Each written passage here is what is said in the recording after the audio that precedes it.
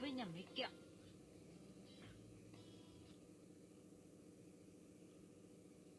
Hãy cho nguyên liệu vào. Đường, chanh.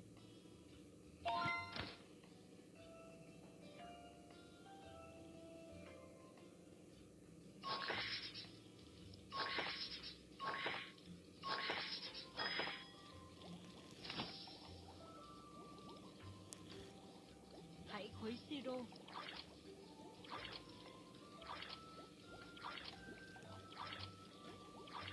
Nước siro đã hoàn thành. Hãy bấm theo biểu tượng ngón tay.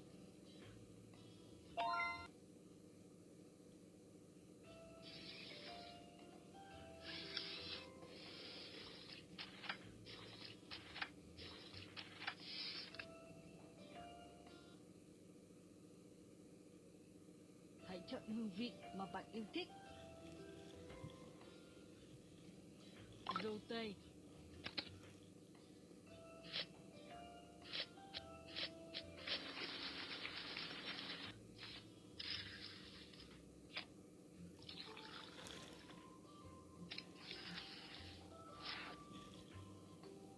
nho, chanh,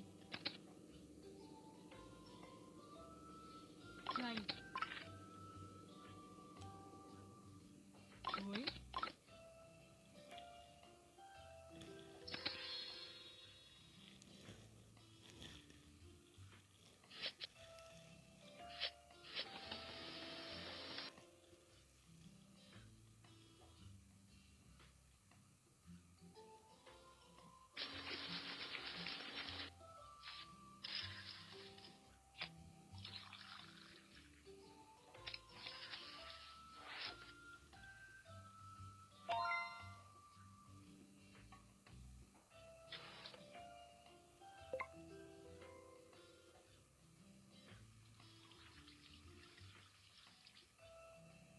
Nếu cùng bỏ hai loại nguyên liệu có hương vị vào thì màu sắc của nước siro sẽ... Nếu bạn bỏ 3 loại hương vị vào thì kẹo sẽ ngon hơn rất nhiều. Là hương vị.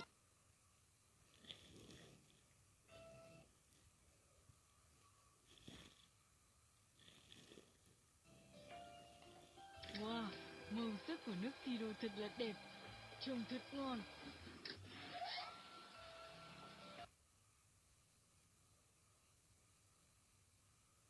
Hãy đổ vào khuôn.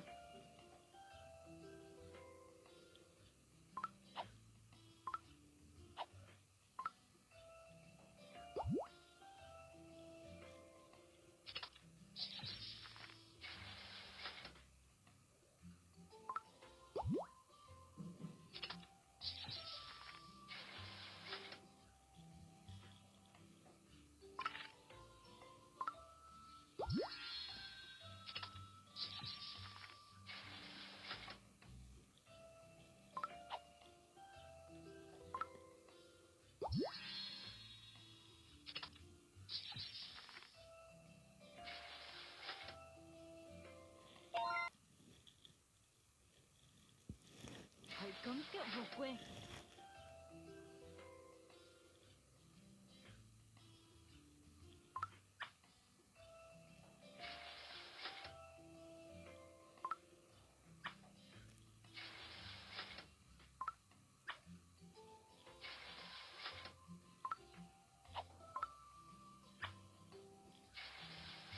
Bây giờ là lúc đóng gói cho...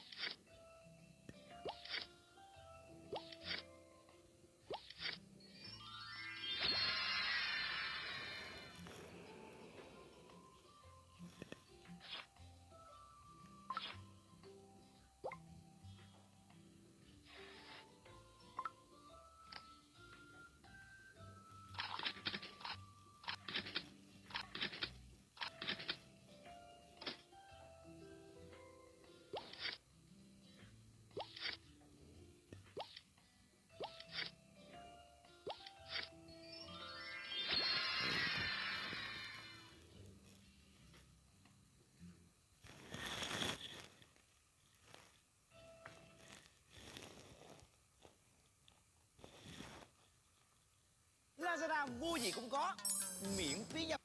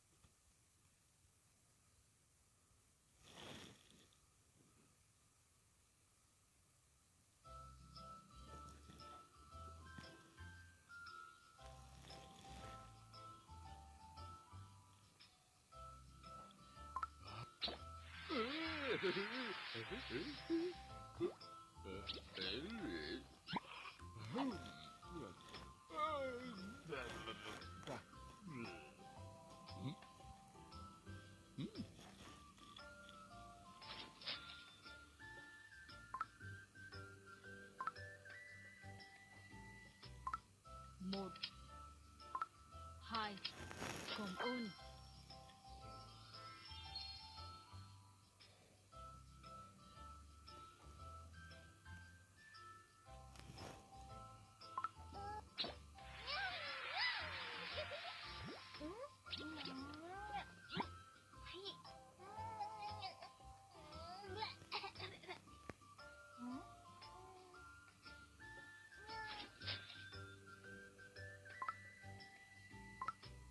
Một,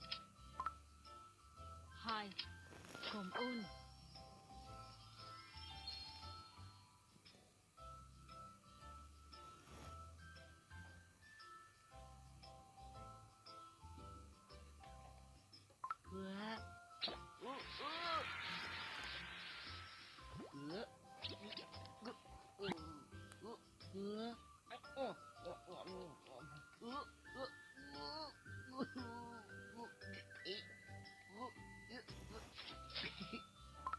Một,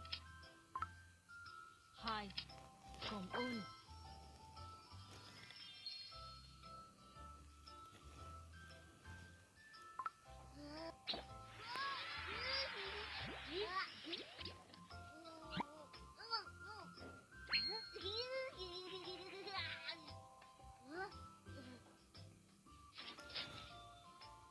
Một, hai, ba, bốn, cảm ơn.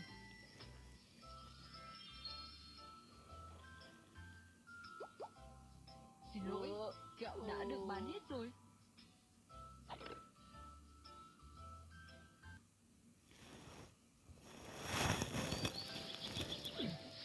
Nhà máy kẹo gấu trúc. Hãy mua kẹo nào. Kẹo đây.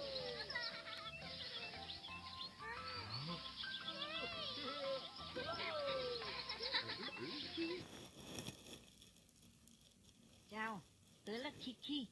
Chào mừng bạn đến với nhà máy kẹo.